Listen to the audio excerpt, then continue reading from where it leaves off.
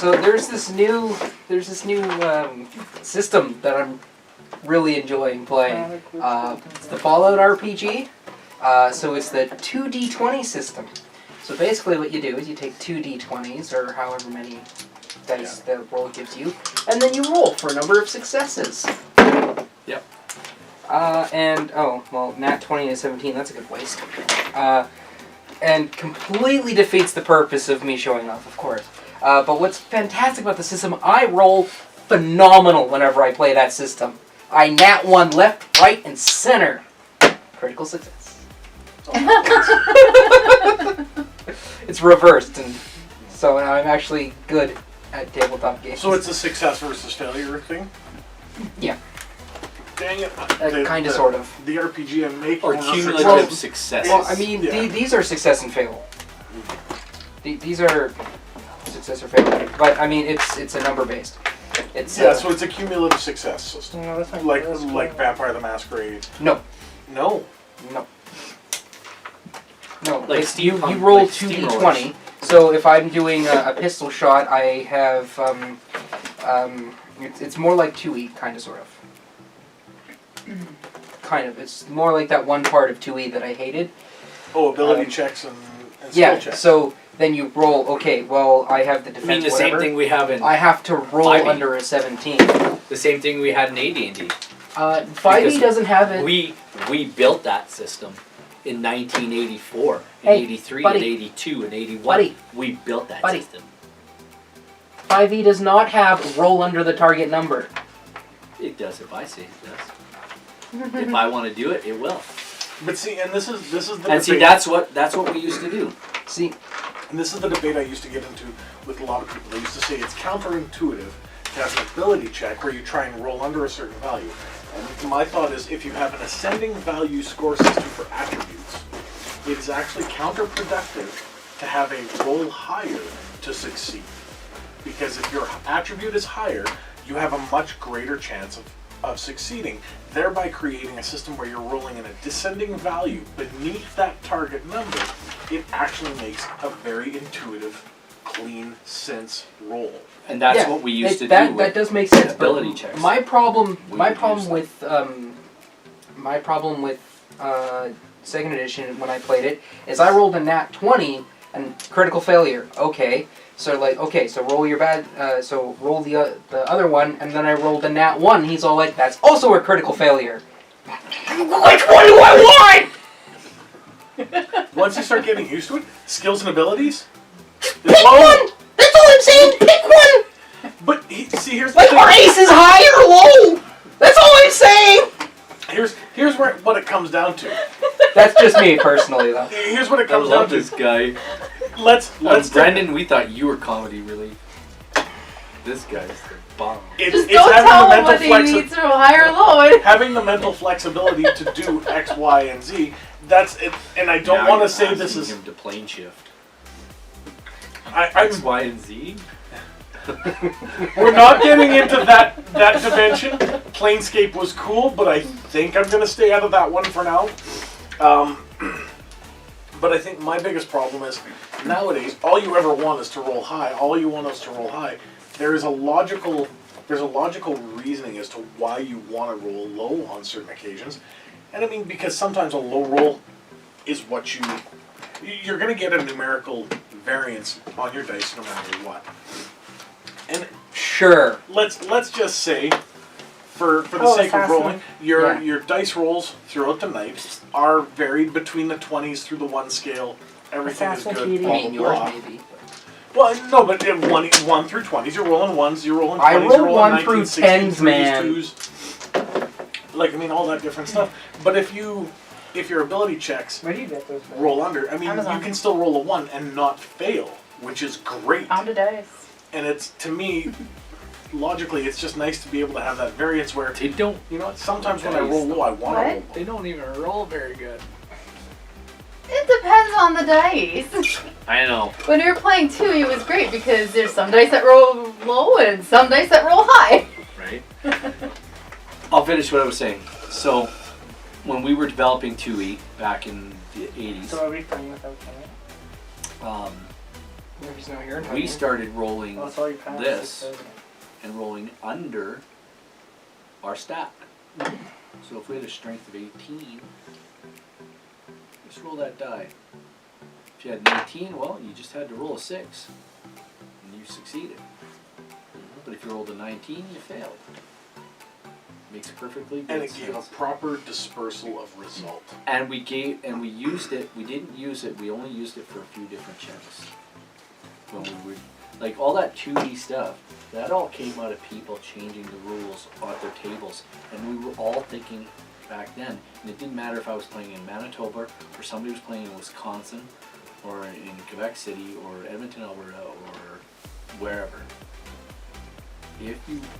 Everybody was kind of on that same wavelength, because you get one or two people who go to GaryCon, right, every year, and GaryCon started years ago. This one Right, is they go Zeus down to, and that's like and right from now. Manitoba it was really close. Oh It's yeah. not that. So they go down, and they come back and they say, hey, they're doing this thing.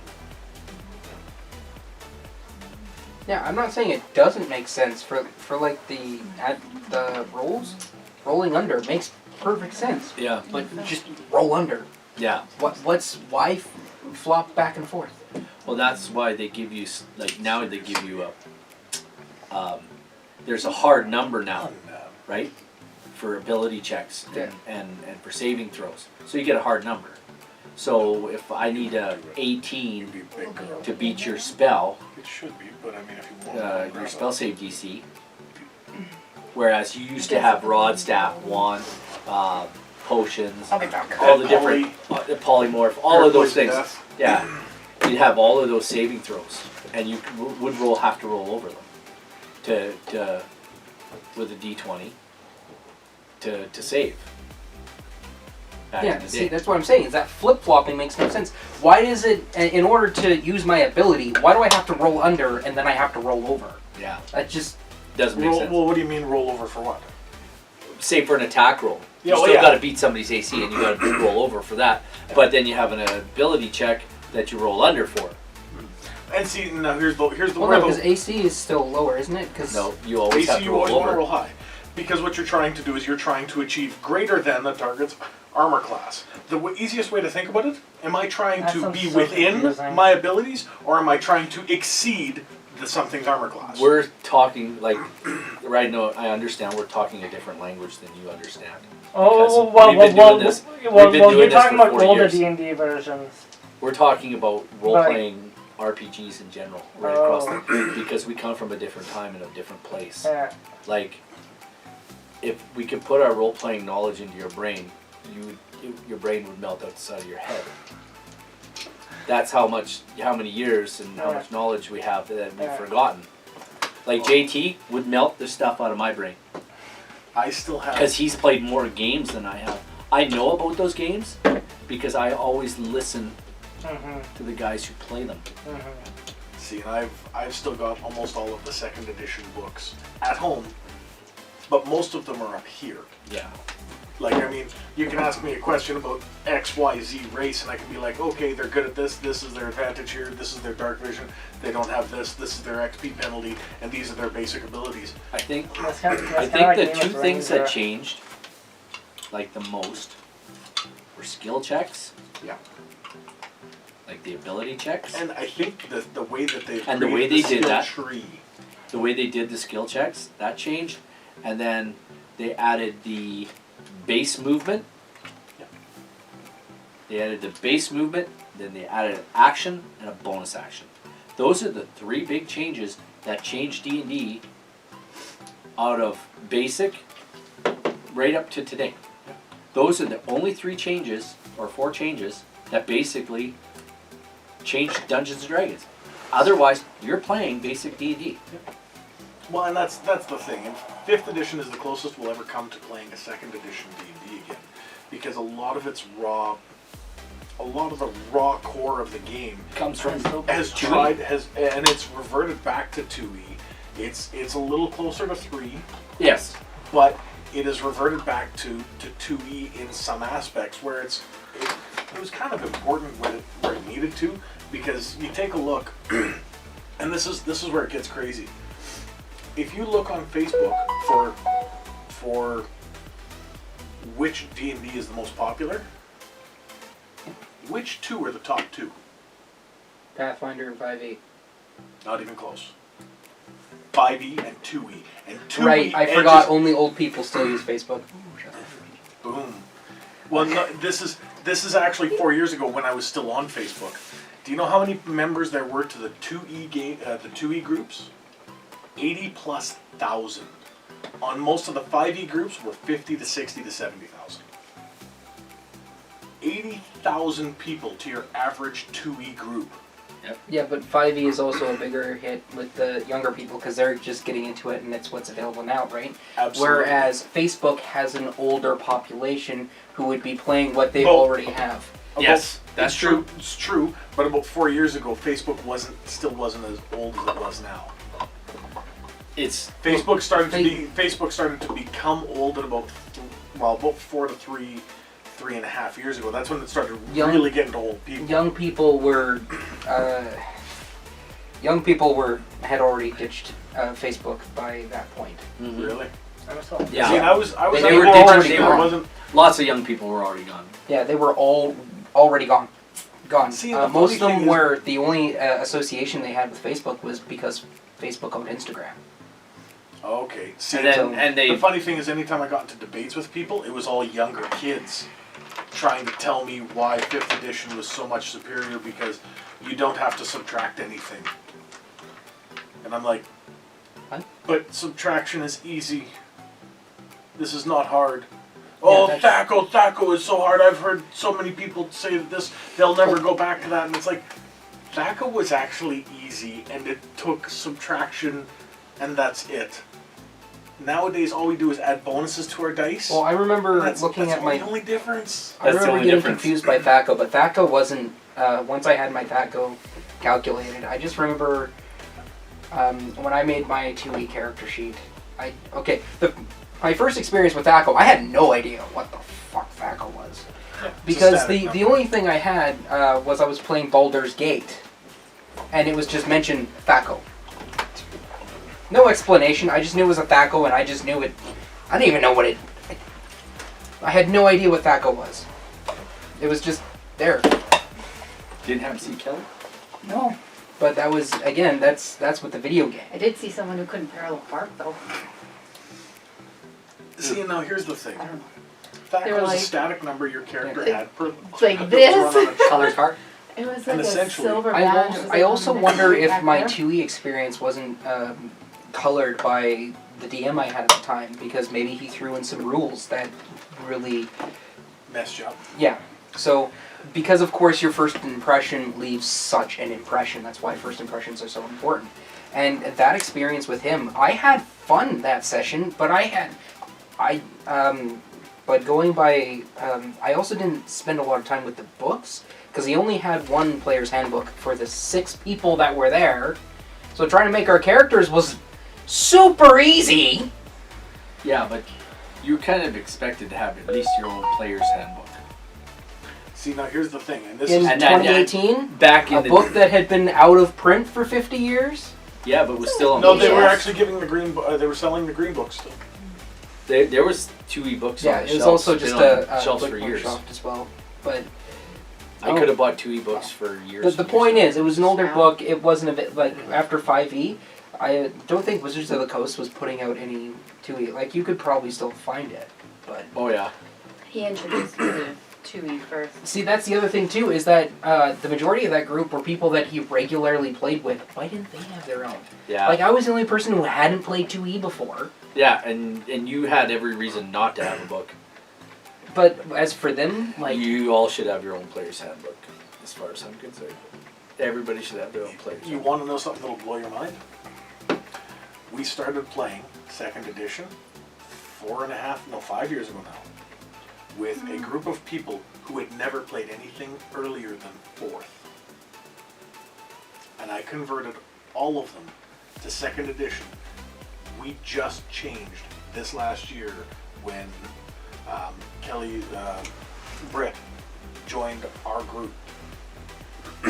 We just changed it to 5e because I'm thinking of potentially writing adventures, and I want to write them in something that, because all the old guys who play 2E, they make their own stuff, everything from scratch. They don't need to buy my adventures. No. We Five- can, yeah, you and I can make our own stuff from scratch. 5E people, I swear, people who are just getting into I'm the just system, lazy, they need to be fed stuff. So they need to buy stuff, and it's like, well, okay, then I might as well, if I'm going to make, I might as well make in 5E, because no one in 2E is going to buy my stuff because they've already made their own. Unless they're looking for a what's the words I'm looking for? Something of a theme, like Like a setting kind of thing. A campaign or a, but even that can't, they still I write their can't own even campaigns. remember. It's just they're looking for a derivative of a theme of something like an offshoot. Maybe they can find an idea or something. And that's like, I love using other people's ideas and just recycling them. And really D&D, that's all D&D is. You just recycle the ideas. Which I'm Because starting. you're gonna fight Demo Gargon at least once in your whole life, if not 3 times. Like, you're gonna fight kobolds and you're gonna fight orcs, and you're always gonna fight orcs and goblins. You're never not gonna fight orcs and goblins because they're the bad guy. Period. Don't tell me goblins are good. I Don't don't tell know, me man. they're goodly race. I just want to stab an orc in the face. I don't care if it's a half orc or a real orc. I They're don't know, evil. Man. Have you They're seen? born evil. It's written. I can find it in those books. Sixth Where, edition's gonna make them good guys again. Right. Not again, but they're gonna make them good guys because, they'll have Everything the choice. has good in it. yeah, no. That's like this module. This module is so bass backwards. Like you'll when you read it and you play it and you go through it, you'll know what I changed. I changed lots of stuff in this, and like characters that they have is this. I changed it to this because this type of character would never be in this spot, not in Forgotten Realms, not the way those books are written. Because those books are written by real men and women with real ideas that these guys at this place where they write this drivel want to change the world and change the way people think. Well, not me. They are updating the world and changing things, and moving towards. I like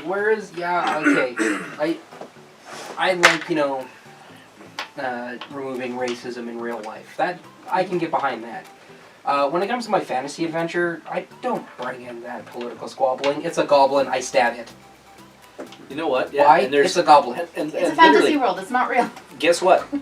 There is 100 different races of humanoid in that world. There's not, and they are races. They are not human. They have the human race. They have an orc race. They have an elven race. They have a dwarvish race. They have gnomish. They have halfling races. They've got lizard people race. They've got, But those aren't a race, those are humans. Oh, sorry, yeah, the gnomes and everything, yeah, I guess they're races. But They're still all races. Species. They're species. Species. But if they're humanoid and they can speak and think, then they're part of the humanoid. They're in that racial. Yeah, they're humanoid. They're a racial group at that point, as far as I'm concerned. Like if they're like lizard way people. they- We'll take lizard people for example. Lizard people can communicate in common. They also speak Draconic, right? Is their base language, if I'm not mistaken? Lizard people's base language is Draconic. So there you go. But the point is this. Which you would think it'd be like a lizard person. I already know. But Okay, good. Now here's the thing, I like the way 2nd edition I think ran we're it. going to get started. Have you been reading the most recent Salvatore books? No, I literally don't have time. I have just enough time to do this, do my Bible study. So, the last one that he put out there, not so Timeless Maestro, and then whatever the third one is, where it's flip-flopping, sure, flip-flopping back and forth between Zach Mafine, back in before, yeah, and then to the current time. Yeah, when he's alive again. Yeah, but Drizzt isn't. Spoilers. Drizzt dies. Right on. Yeah, Bob likes to kill him. That's the second time, you've ended the book. He's not... He did. Drizzt doesn't show up until the last page of the latest book. Yeah. Because at the end of the book previous to that, he just went... He died. It's just... But Bob doesn't like writing Drizzt anymore. He hates it. He didn't... Drizzt was never supposed to be the main character. This is supposed to be what? Wolfgar. Wolfgar. Yeah, read the Crystal Shard. It's very obvious. That Wolfgar was It was very jarring for me, starting with the Dark Elf trilogy to go into Crystal Shard and having that shift. It jarred me because it's like I thought that was the okay. Well, I guess it threw me off. But of course, I came into it very late. I think we're gonna get started. We've been waiting half an hour. But the point is that it turns out that the Drow weren't always, big evilly boys. No, because they lived on the surface. No. Even when they went underground, they didn't go underground. They just had a falling out, and they were all still. It turns out that when Yvonne Benaire, when she had Yvonne the Eternal, when she founded Menzoberranzan, apparently she founded it? Okay. It was a city of peace and love and joy. I'm sorry, anyone who worships a spider has got to be evil. No, because then they say because Lolth came in after and corrupted Menzoberranzan. I think I remember reading something about that. That's the theme of the latest book. Please stop kicking me. So, I'll stop kicking when we start playing. So I just... Okay, we're gonna start playing. We're gonna hit stream. Let's just stop politically whitewashing the shit out of everything. Like, right? Can we stop erasing Drow heritage and culture? Like the Drow. Let them be evil. Let the evil be evil. You know what? Sometimes we need just big. We need evil good guys. versus bad. I like my fantasy because I can escape to where it's black and white. You are evil. I get to smite thee. yeah, because I mean, right now you take a look at it in movies. It can something either can be a monster, a zombie, or a Nazi. That's what you can kill. Okay, let's play a game. Yeah, let's just find something big and evil and murder it. I like moral murder. I'm a big fan of moral murder. Like goblins and orcs. What else who are is completely evil? What else is a hero other than a murderer with morals? A murderer with morals. Come on. Huh? Because what do? They go around killing the bad guy. The bad guy's just sitting there, hanging around, doing his thing. Minding his own business. The hero guy just kicks the door and it's all like, stab! Stop it! Yeah. Just because he's doing a little bit of evil, a little bit of slavery. There's nothing wrong with a little bit of slavery. Come on now. Come on. To pay to have the blood removed from the cat milk? Oh, man. Ew. That just went. No. That one. Well, because I mean, if someone's milking a cat, someone's getting clawed. Oh, there is yeah, no yeah. ifs, ands, or buts about that. That's Seriously, I don't I'm know glad why you your mind's clarified. way I had no I think 5 kilometers that way.